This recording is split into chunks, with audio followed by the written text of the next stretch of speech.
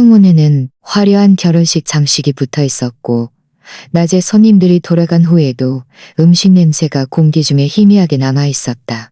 나 이수혁은 32살이 되어서야 비로소 5년 동안 사랑했던 여자. 한유림과 결혼했던 여자. 한유림과 결혼했다. 그녀는 하루 종일 지쳐 있었는지 지금 내 옆에 누워 고른 숨을 쉬며 아이처럼 달콤하게 잠들어 있었다. 메스질은 내 옆에 누워 고른 쉼에 잠들어 있었다. 나는 조용히 잔을 따르려는데 그때 휴대폰이 호텔의 어지러운 침대 위 한 남자와 여자가 걸거벗은 채 뒤엉켜 있었다. 여자는 너무나 익숙했다. 바로 방금 법적으로 내 아내가 된 한유림이었다. 그녀의 얼굴은 상기되어 있었고 눈빛은 황홀경에 빠져 있었다. 심지어 입가에는 여운이 남은 듯한 미소마저 걸려 있었다. 사진의 각도는 교묘했다. 남자가 휴대폰을 들고 셀카를 찍은 것이었다. 그는 한유림을 한 팔로 끌어안고 다른 한 손으로는 카메라를 향해 오만한 승리의 V를 그리고 있었다. 내 머릿속은 웅 하는 소리와 함께 마치 무거운 망치로 세게 얻어맞은 듯 순간적으로 텅 비어버렸다. 기가 순식간에 응고되는 것 같았고 손발은 내 것이 아닌 듯 차갑게 식어버렸다. 곧이어 두 번째 메시지가 도착했다. 섬뜩한 세 개의 느낌표가 달린 문장이었다. 난 너무 폭력적이지 않아. 이것은 단순한 도발이 아니었다. 이것은 선고였다. 내 5년간의 사랑이 한낱 웃음거리였다는 선고. 이것은 헐이었다. 내 5년간의 사랑이 한낱 웃음거리였다는 선고. 나는 휴대폰을 든 손에 힘이 들어가 하얗게 질려 있었고 액정이 부서질 것 같았다. 나는 소리 지르지도 포효하지도 않았다. 심지어 호흡마저 흐트러지지 않았다. 그게 다른 분노가 가져온 것은 죽음과 같은 고요함이었다. 나는 천천히 몸을 돌려 침대 위에서 깊게 잠든 여자를 바라보았다. 그녀의 눈꺼풀이 살짝 떨렸다. 아니면 대뜸 화를 내면 내가 사진을 타고 비난할까? 역시 자는 척하고 있었군. 그녀는 무엇을 기다리고 있었을까? 문득 모든 것이 무의미하게 느껴졌다. 이 여자, 그리고 처음부터 끝까지 계산과 경멸로 가득했던 이 결혼이 나에게 생리적인 역겨움을 안겨주었다. 나는 그녀를 깨우지 않았다. 그저 묵묵히 침대 옆으로 돌아가 옷장을 열고 반쯤 낡은 여행 가방을 꺼냈다. 내 짐은 많지 않았다. 몇 벌의 갈아입을 옷, 면도기, 그리고 우리 둘의 사진첩 한 권. 나는 옷을 가지런히 접어넣고 사진첩을 집어들었다. 첫 페이지는 대학가 먹자골목에서 찍은 우리 둘의 합사진이었다. 그녀는 환하게 웃고 있었고 손에는 달콤한 꽃을 들고 있었다. 내가 석 달 동안 쫓아다닌 끝에 그녀가 처음으로 나와 데이트를 허락했던 날이었다. 나는 사진 속에 나 자신을 응시했다. 그 맑은 눈빛과 설렘으로 가득했던 젊은 남자는 마치 낯선 사람 같았다. 내 손가락이 멈칫하더니 무표정하게 사진첩의 옆에 있는 쓰레기통에 던져 넣었다. 이 소극은 이제 끝낼 때가 되었다. 내 움직임은 아주 조용했다. 한유림은 아마 내가 아직 그 사진 때문에 잠 못 이루고 폭발할 분노를 사리고 있다고 생각했을 것이다. 그녀는 틀렸다. 내 분노는 사진을 본 그 순간 이미 타들어버렸다. 남은 것은 한 조각 차가운 재뿐이었다. 나는 여행 가방의 덮개를 열었다. 안에는 봉투 하나가 들어있었다. 봉투 속에는 3장의 신용카드가 있었다. 첫 번째 카드는 8년간 아껴 모은 2천만 원의 예금이었다. 두 번째 카드는 친척과 친구들을 찾아다니며 사정하고 빌린 2천만 원이었다. 세 번째 카드는요, 사정하고 빌린 2천만 원이었다. 세 번째 카드에는 3,880만 원이 들어있었다. 그것은 부모님이 시골집을 팔아 마련해 주신만. 그제야 한유림이라는 도시에 아가씨를 집으로 데려올 자격을 얻었다. 나는 선명하게 기억한다. 처음 그녀의 집에 결혼 비용을 가져갔을 때 그녀의 어머니, 즉 내 장모님의 표정을 3,880만 원이 들어있던 신용카드를 받아 들고는 비웃는 듯한 미소를 지으며 내게 말했다. 이서방, 내가 이래서 하는 말은 아니지만 유림이는 어릴 때부터 고생 모르고 자랐어. 자네 앞으로 정말 노력해야 할 거야. 그리고 이 결혼 비용은 우리가 유림이를 위해 자네를 위해 자네를 위해 자네를 위해 자네를 위해 자네를 위해 자네를 위해 자네를. 부모님은 그때 내 뒤에 서서 어색하게 손을 비비며 얼굴에는 기골한 미소를 띠고 계셨다. 두 분들은 평생 그렇게 많은 돈을 본 적도 그런 가혹한 시험을 겪어본 적도 없었다. 한유림은 그저 엄마 옆에 앉아 휴대폰을 만지고 있었을 뿐 이 모든 일이 자신과는 상관없는 일인 양 행동했다. 이제와 생각해보니 그것은 적나라 않는 일인 양 행동했다. 그것은 적나라한 모욕과 경멸이었다. 그들이 그토록 오만하고 무례하게 굴었던 만큼 지금 그들의 딸의 결혼 침대 위에서 내가 받는 모욕은 그만큼이나 뼈아팠다. 나는 내 옷 몇 벌을 여행 가방에 넣고 이 정성껏 꾸며진 신혼집을 둘러보았다.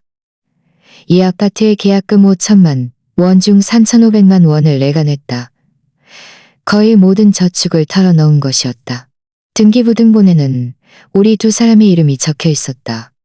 한유림은 그때 웃으며 말했다. 수혁 씨, 이게 우리 사랑의 증거잖아.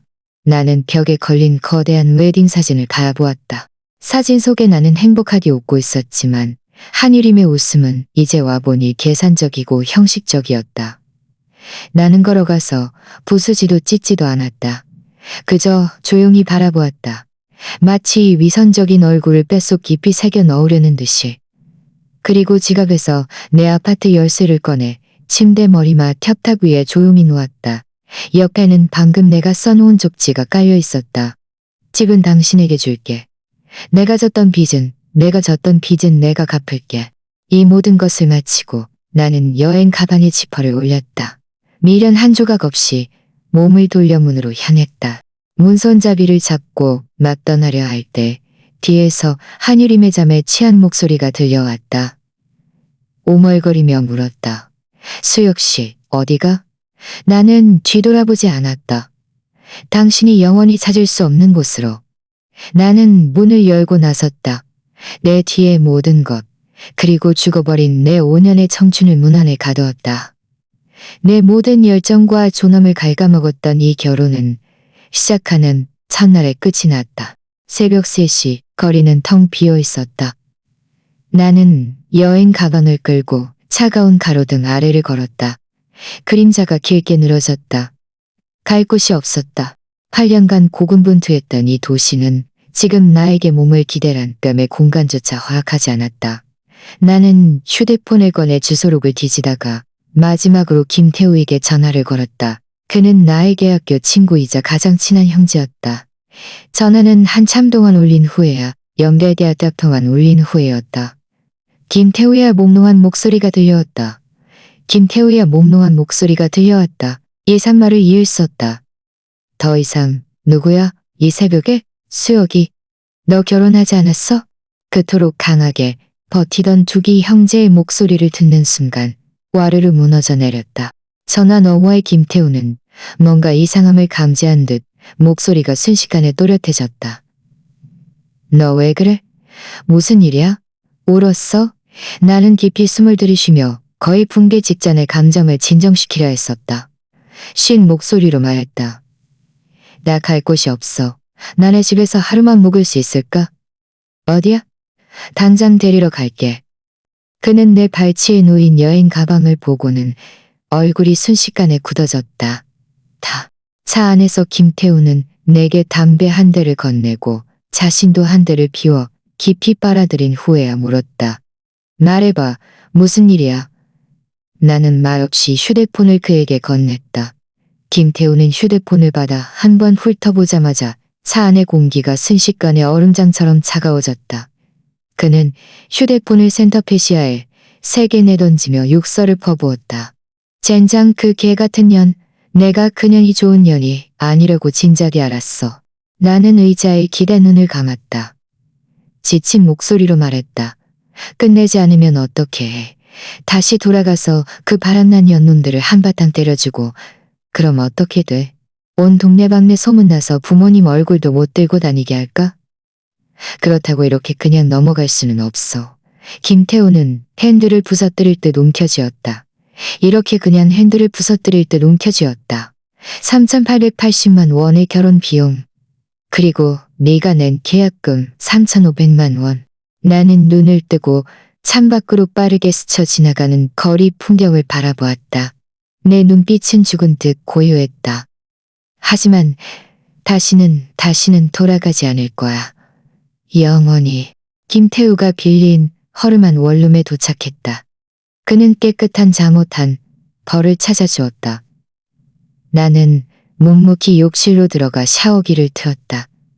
차가운 물이 머리 위로 쏟아져 내렸다. 이 방법으로 정신을 차리려 했지만 머릿속은 통제할 수 없이 지난 5년간의 점들을 되감았다.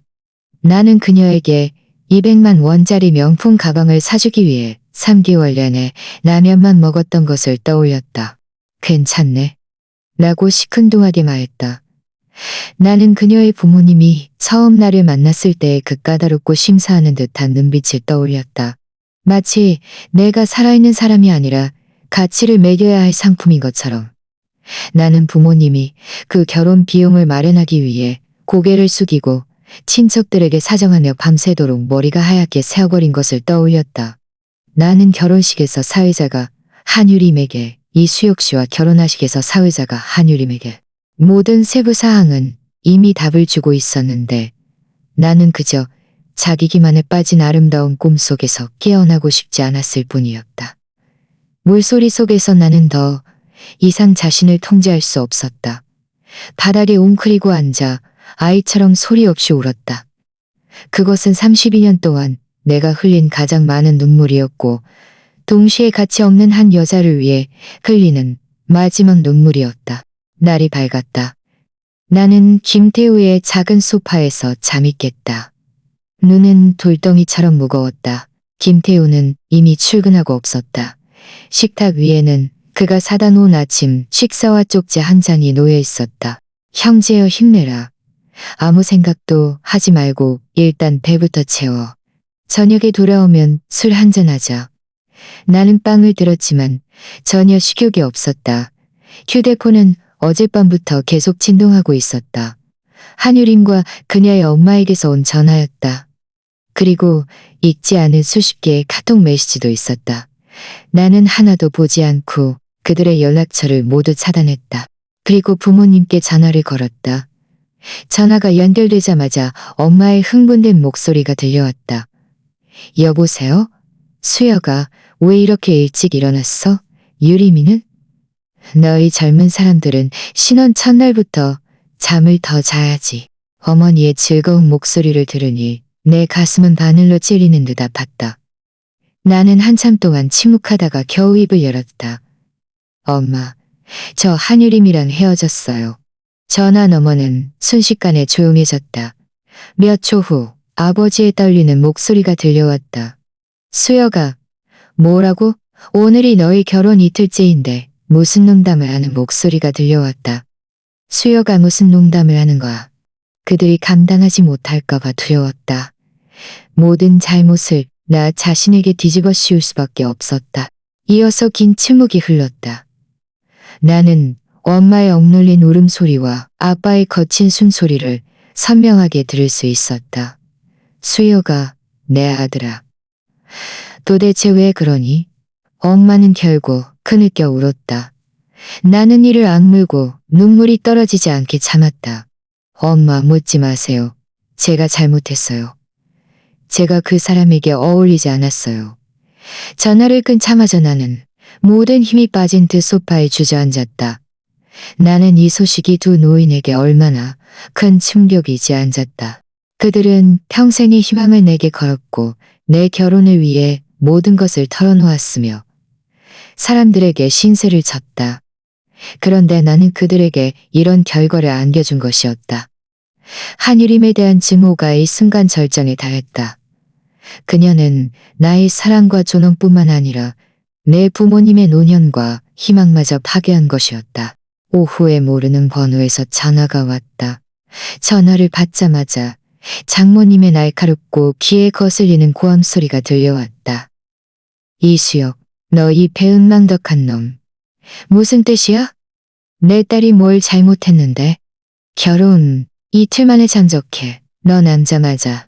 나는 차갑게 듣고만 있었다. 아무 말도 하지 않자 그녀는 더욱 격렬하게 욕설을 퍼부었다. 내가 말하는데 우리 유리미는 곱게 자란 몸인데 너랑 결혼했어. 너 이혼하고 싶으면 꿈도 꾸지 마. 결혼 비용 한 푼도 돌려주지 않을 거야.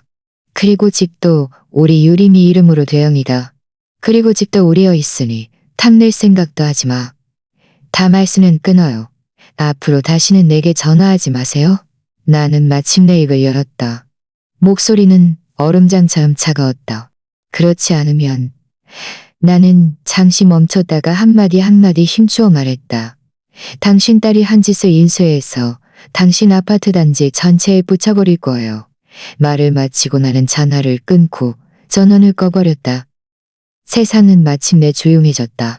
나는 여행 가방에서 세 장의 신용카드를 꺼냈다. 카드 위의 숫자들을 보며 마음속으로 결심했다. 이 도시에 더 이상 머물러서는 안 된다. 여기에는 너무 많은 끔찍한 추억들이 있었다. 나는 떠나야 했다. 아무도 나를 모르는 곳으로 가서 다시 시작해야 했다. 부모님께 진 빚은 한 푼도 빠짐없이 갚아야 했다. 겪었던 모욕은 천배만배로 되갚아씌워야 했다. 나는 신중하게 남은 돈으로 남쪽으로 가는 기차표를 한 장 샀다. 떠나기 전 김태호가 나를 배웅하러 왔다. 그는 내게 봉투 하나를 건넸다. 안에는 그가 인출한 200만 원의 현금이 들어있었다. 받아. 도착하면 먼저 자리 잡고. 형제끼리 이러는 거 아니야. 양제끼리 이러는 거 아니야. 나는 눈시울이 붉어진 채 봉투를 받아 그의 가슴을 쿵 하고 새기쳤다. 태호야, 내가 사랑고시 외쳤다. 기차가 움직이기 시작했다. 창밖으로 점점 멀어지는 도시의 불빛을 바라보며 나는 다짐했다. 한유림, 박준영, 너희들 잘 지켜봐라. 6년 후 내가 다시 이 땅을 밟을 때 너희들에게 파멸이 무엇인지 알려줄 테니까. 6년 후 남쪽 도시는 습하고 따뜻했으며 풀이 자라는 냄새로 가득했다. 나는 홀로 혈혈단신이었고 모든 것을 처음부터 다시 시작해야 했다. 초기의 나날들은 내 인생에서 가장 어두운 시간이었다. 나는 하룻밤에 10,000원짜리 고시원에서 살았고 가장 저렴한 봉지라면을 먹었다. 거스비 1,000원을 아끼기 위해 면접 장소까지 1시간씩 걷기도 했다.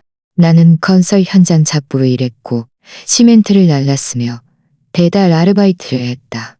바람과 햇볕에 노출되어 손에는 물집이 잡혔고 터지고 또 생기기를 반복했다. 밤늦게 지쳐 쓰러져 좁은 침대에 누울 때마다 그 모욕적인 사진과 난 너무 폭력적이지 않아라는 도발적인 문장이 아나라는 도발적인 문장이 가장 기뻐할 적인 문장에 악마처럼 내 머릿속을 맴돌았다. 증오가 나를 지탱해 주었고 나는 이를 악물고 버텨냈다. 나는 스스로에게 말했다. 한 번은 배달 아르바이트를 하던 중 우연히 사업 기회를 발견했다. 당시 공유 경제바람이 막 불기 시작했고 휴대용 충전기 시장은 아직 블루오션이었다. 나는 김태우가 준 200만 원에 내가 필사적으로 모은 300만 원에 내가 필사적으로 모은 300만 원을 더해 과감하게 투자했다. 혼자 시장을 뛰었고 혼자 협상을 진행했으며 혼자 홍보 활동을 했다. 배고프면 빵 하나로 때웠고 졸리면 잠깐 졸았다. 다행히 하늘은 스스로 돕는 자를 돕는다고 내 프로젝트는 시장의 핵심 문제를 정확히 파고들어 곧 첫 번째 엔젤 투자를 유치했다. 회사 설립, 팀 구성, 시장 확장, 모든 것이 친조롭게 진행되기 시작했다. 이어진 6년은 내 인생에서 광풍처럼 질주했던 시간이었다.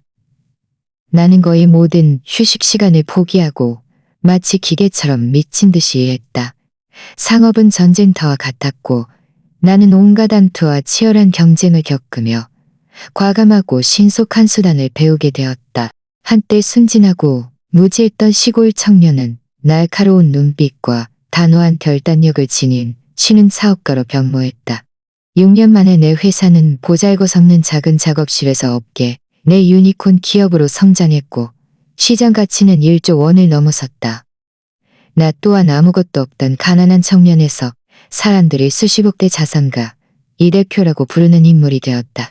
나는 부모님을 내 곁으로 모셨다.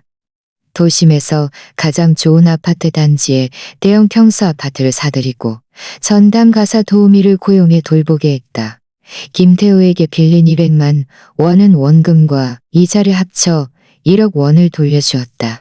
그는 돈을 받아들고 내가 자신을 남처럼 대한다며 투덜거렸지만 이 돈으로 내 회사에 투자하여 나의 파트너가 되었다. 나는 과거에는 상상조차 할 수 없었던 모든 것을 가졌다.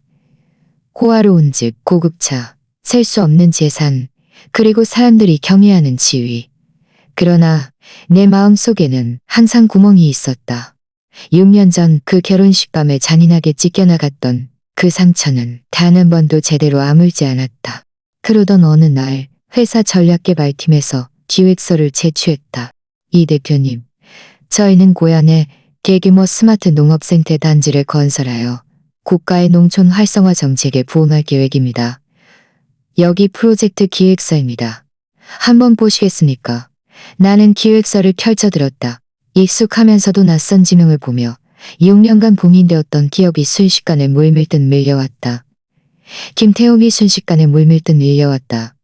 김태우는 내 이상한 기색을 눈치채고 내 어깨를 두드렸다. 왜? 돌아갈 용기가 안 나. 번쩍이는 롤스로이스가 6년간 떠나 있었던 내 고향 읍내로 천천히 들어섰다. 읍내는 크게 변하지 않았다. 다만 길 양옆의 가게들이 몇 군데 다 비었을 뿐이었다. 나는 뒷좌석에 앉아 창밖에 익숙한 풍경을 바라보았다. 마음은 오히려 이상할 정도로 평온했다. 이번 기한에는 완전한 프로젝트 팀관했다. 최민주는 내가 사업을 시작하던 초창기부터 함께했다. 최민준이 일러주었다. 나는 고개를 끄덕이며 양복깃을 정리했다. 이틀 동안은 빡빡한 회의와 현장 조사가 이어졌다. 군수님을 비롯한 읍내 지도자들은 내가 금이 환영하여 투자하고 건설하는 것에 대해 지대한 열정을 보였다. 거의 전 이 일정을 동행했다. 나는 읍내 전체의 스포트라이트를 받는 인물이 되었다. 성공적인 지역가이자 귀향 성공의 모범 사례로 말이다. 저녁 식사 자리에서 술이며 순배 돌자 군수님이 의도적인 듯 무심한 듯 물었다. 옆에 있던 사람들도 즉시 맞장구 쳤다. 맞아요. 이 대표님 같은 분은 분명 훌륭한 여성분들이 많이 좋아할 거예요. 나는 술잔을 내려놓고 옅게 미소 지었다. 이혼했습니다. 순간 온 좌석이 조용해졌다. 모두 서로를 마주 볼 뿐 더 이상 이 화제를 이어갈 엄두를 내지 못했다. 나는 그들에게 말하고 싶었다. 나 이수혁은 완벽무결한 성인이 아니라고. 프로젝트 현장 조사의 마지막 코스는 계획된 생태단지 부지였다. 우리 마을 뒷산 골짜기에 위치한 곳이었다. 차량 행렬은 울퉁불퉁한 시골길을 따라 마을 입구까지 이어졌다. 마을 입구에는 이장님을 비롯한 마을 주민들이 이미 성공기였다. 이수혁 대표님 고향 투자 환영이라는 플래카드를 들고 열렬히 환영하고 있었다. 나는 차에서 내려 익숙하면서도 나는 차에서 내려올 때를 바라보았다. 그는 과거에 부모님이 내 결혼을 위해 집을 판 것을 믿지는 장사라고 비웃었던 남자였다. 그는 지금 얼굴 가득 웃음을 띠고 나에게 친한 척 다가오려 했다. 인간 본성이라는 것은 참 흥미로운 것이었다. 나는 평온한 표정으로 이장님과 악수하고 사람들의 틈에 끼어 그 땅으로 향했다. 생태단지 프로젝트는 마을의 넓은 땅을 수용해야 했고 그 중에는 일부 주민들의 텃밭도 포함되어 있었다. 우리는 푸른 채소밭 앞으로 걸어갔다. 프로젝트 매니저가 이장님에게 계획을 설명하고 있었다. 이곳은 계획에 따라 저희 생태단지의 스마트 비닐하우스 구역이 될 것입니다. 나는 설명을 듣고 있는데 시야 한 구석에 익숙한 실루엣이 문득 들어왔다. 바로 그 채소밭 한가운데에서 한 여자가 허리를 굽히고 힘들게 잡초를 뽑고 있었다. 그녀는 누렇게 바른 낡은 옷을 입고 있었고 머리에는 밀짚 모자를 뽑고 있었다. 그 얼굴은 세월과 고된 노동으로 풍파를 겪어 초췌하고 어두웠지만 나는 한눈에 그녀를 알아보았다. 그녀였다. 한유림. 공기는 이 순간 응고된 듯했다. 주변 사람들의 웅성거림, 괜히가 흙에 부딪히는 둔탁한 소리마저 희미한 배경음이 되었다. 나는 그녀를 바라보았다. 내 눈빛은 깊이를 알 수 없는 차가운 울웅덩이처럼 평온했다. 분노도 원망도 심지어 한 줄기 파동조차 없었다. 마치 아무 상관없는 낯선 사람을 보는 듯했다. 내 프로젝트 계획도 우연히 나타난 장애물처럼. 그녀의 얼굴은 순식간에 모든 혈색을 잃었고 과거 결혼 침대 위에서 자는 척했을 때보다 훨씬 창백했다. 손에 들고 있던 괭이가 콩소리를 내며 땅에 떨어졌다. 흙먼지가 작게 일었다. 그녀는 무의식적으로 뒷걸음질 쳤고 두 손은 어색하게 옷자락을 움켜쥐었다. 눈빛은 흔들렸고 나와 시선을 마주치려 하지 않았다. 마치 내가 그녀를 태워버릴 빛이라도 되는 것처럼. 이장님은 상황을 보고 황급히 중재했다. 이 대표님, 이분은 이 한유림 아가씨입니다. 유림이는 우리 마을에서 살고 있어요. 이 채소밭은 그 집 당입니다. 그는 분명 우리 사이의 과거를 모르고 있었다. 그저 옛 이웃을 우연히 만난 것으로 여기며 웃으며 한유림을 떠밀었다. 유림아, 어서 이 대표님께서 돌아오셔서 투자해 주시면 우리 마을 모두에게 좋은 일이야. 한유림의 입술이 달싹였지만 목구멍에서는 부서지는 듯한 소리만 나올 뿐 결국 완전한 한마디도 하지 못했다. 그녀는 고개를 더욱 숙였고 목덜미의 근육은 팽팽팽하게 그녀는 고개를 더욱 숙였고 나는 그녀의 관자놀이에 난 흰머리 그리고 손가락 마디마디의 두꺼운 굳은 살을 선명하게 볼 수 있었다. 그것은 6년간의 풍파와 노동이 남긴 흔적이었다. 과거 생수병 하나도 들기 싫어하던 그 도시 아가씨와는 완전히 다른 사람이 되어 있었다. 최민주는 분위기가 심상치 않다는 것을 민감하게 감지하고 앞으로 나서서 나지막이 말했다. 이 대표님, 다음 부지 계획을 보러 갈 시간입니다. 그의 목소리는 크지 않았지만 적절하게 교착 상태를 깨뜨렸고 나에게도 명분을 주었다. 동시에 미묘하게 내 입장을 옹호하는 듯했다. 나는 시선을 거두었다. 마치 방금 그 짧은 시선 교환은 없었던 일인 양 고개를 돌려 프로젝트 매니저에게 말했다. 계속 설명하세요. 이 비닐하우스의 스마트 온실 시스템은 에너지 절약과 스마트화를 우선적으로 고려해야 합니다. 나중에는 온라인 판매 채널과도 연동되도록. 나 어조는 평온했고 마치 한유림은 이 채소밭의 잡초 중 하나에 불과한 듯 전혀 신경 쓰지 않았다. 우리 일에는 몸을 돌려 떠났다. 한유림 옆을 지나갈 때 나는 걸음을 멈추지 않았고 그녀에게 불필요한 눈길 한 번 주지 않았다. 그러나 나는 그녀의 시선이 공포와 수치심 그리고 알 수 없는 복잡한 감정을 담고 내 등 뒤에 달라붙어 있다는 것을 느낄 수 있었다. 김태우가 내 옆을 걸으며 우리 둘만 들을 수 있는 목소리로 말했다. 이렇게 변할 줄은 몰랐네. 자업자득이지. 나는 자업자득이지. 나는 자업자득이지. 나는 자업자득이지. 네 글자를 뱉어냈다. 내 어조에는 어떤 감정도 실려있지 않았다. 그것은 고소해야 하는 것이 아니라 그저 사실을 진술하는 것이었다. 오후 현장 조사가 끝난 후 이장님은 마을의 농가 식당에서 한영 만찬을 열었다. 술자리가 무르익는 동안 누군가 무심코 한유림에 대해 언급했고 나는 그녀의 지난 6년간의 삶을 조각조각 맞춰볼 수 있었다. 그 해 내가 떠난 후 한유림과 박준영은 한동안 사귀었던 것이 확실했다. 박준영은 한동안 사귀었던 것이 확실했다. 박준영은 원래부터 유흥력을 즐기는 재벌 2세였고 한유림에게는 그저 신선한 호기심만. 나중에 박준영은 법적 문제에 휘말려 유죄 판결을 받았다. 한유림의 집안은 완전히 몰락했다. 한유림의 어머니는 충격을 이기지 못하고 병석에 눕게 되었고 집안의 모든 짐은 그녀에게로 넘어왔다. 어머니의 병을 치료하고 박준영이 남긴 빚을 갚기 위해 그녀는 우리가 결혼했던 아파트를 팔았다. 그러나 불쌍하기도 해. 그러나 그 돈마저 금세 바닥났다. 그러나 그 돈마저 금세 바닥났다. 갈 곳이 없어진 그녀는 마을로 돌아와 이 채소밭과 마을로 돌아와 이 채소밭과 나는 술잔을 들고 잔속의 술을 살짝 흔들었다. 불쌍하다고? 어쩌면 그럴지도. 하지만 이 모든 것은 그녀 스스로 선택한 길이었다. 그해 그녀가 박주명 옆에 서서 배신이 가져다주는 자극과 허영을 즐길 때 오늘을 생각했었을까? 그해 그녀의 어머니가 부모님의 집안 돈을 들고 나를 모욕할 때 집안이 풍비박산 날 수도 있다는 것을 생각했었을까? 불쌍한 사람에게는 반드시 미워할 만한 점이 있는 만듯이 불쌍한 사람에게는 반드시 미워할 만한 듯이 나는 미소 지으며 잔속의 술을 단숨에 들이켰다. 매운 술이 목구멍을 넘어갔지만 마음속에는 아무런 파동도 일으키지 않았다. 그 증오, 그 모욕감은 그녀의 이토록 몰락한 모습을 본 순간 이미 절반 이상 해소되었다. 내가 원했던 것은 그녀를 파멸시키는 것이 아니라 나 자신을 증명하는 것이었다. 이제 나는 그것을 이루었다. 그녀의 처지는 그해 그 모욕에 대한 가장 좋은 응답이었다.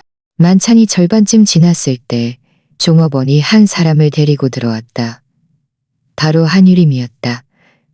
그녀는 손에 갓 끓인 닭곰탕 한 그릇을 들고 있었다.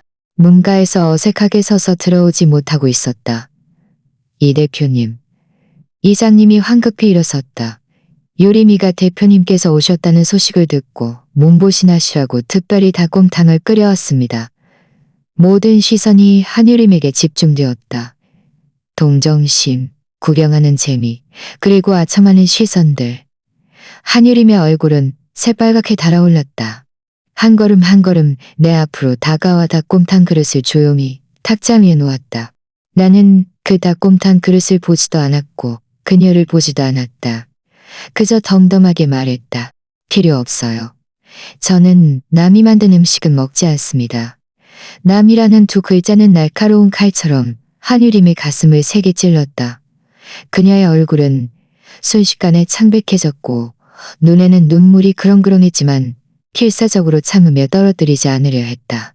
그녀의 입술이 떨리며 무언가를 말하려했지만 결국 고개를 숙이고 말없이 몸을 돌려 떠났다. 그 뒷모습은 초라하고 말할 수 없는 기굴함과 피해를 떠났다. 과거의 은어는 여기까지. 이제 마침표를 찍을 때였다. 나는 더 이상 그녀를 괴롭힐 필요도 없었고 그녀가 내 삶에 다시 나타나게 할 필요도 없었다. 다음 날 프로젝트 팀은 토지 수용 문제로 마을 주민들과 일일이 협약을 체결했다. 한유림의 텃밭 차례가 되었을 때 그녀는 다른 주민들처럼 흥정하지 않았다. 다만 협약서에 자신의 이름을 서명할 때 한참을 망설였다. 서명을 마친 후 그녀는 고개를 들고 나를 바라보았다. 마침내 용기를 내어 입을 열었다. 이 대표님, 그때 일은. 나는 그녀를 바라보며 몇 초간 침묵하다가 천천히 입을 열었다. 이것은 빈말이 아니었다. 진심이었다. 그 상처, 그 모욕감은 모두 내가 성장하는 밑거름이 되었다. 이제 나는 높은 곳에 서서 과거의 사람들과 이를 돌아보니 그저 멀고 우스꽝스럽게 느껴질 뿐이었다. 한유림은 내가 이렇게 말할 줄은 예상치 못했던 듯 멍하니 서 있다가 결국 눈물을 흘렸다. 이번에는 서 있다가 결국 눈물을 흘렸다. 토지 협약이 체결되고 생태단지 프로젝트는 곧 착공에 들어갔다. 나는 읍내에 일주일간 머물며 프로젝트 초기 제반 업무를 처리한 후 남쪽 회사로 돌아갈 준비를 했다.